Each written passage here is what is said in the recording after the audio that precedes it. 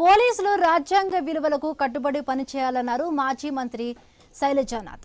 గుంటూరు రమేష్ హాస్పిటల్లో ఐసీయూలో ఉన్న మన్నవ సర్పంచ్ నాగమల్లేశ్వరరావును పరామర్శించారు. మల్లేశ్వరరావుపై అకారణంగా దాడి చేశారని శైలజానాథ్ మండిపడ్డారు. రాజకీయ ఒత్తిళ్లతో పోలీసులు కేసులు నమోదు చేస్తున్నారని ఆరోపించారు.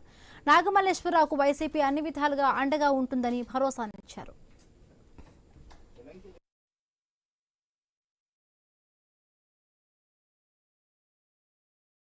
హత్యలు, హత్యా ప్రయత్నాలు, దౌర్జన్యాలతో ఏమాత్రం ముందుకు పోవడానికి సాధ్యం కాదు ఇంకన్న విషయాన్ని చెప్పాలనుకుంటా ఉన్నాం.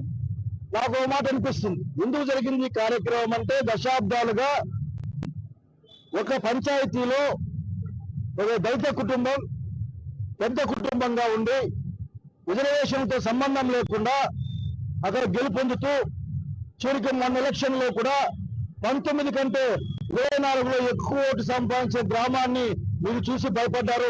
నాగమల్లేశ్వరరావు కుటుంబాన్ని చూసి మీరు భయపడ్డారు. ఇది ఏ మాత్రం కూడా ఆఖరికి ఒప్పుకోదగ్గ అంశంగా అందరూ గమనించారు.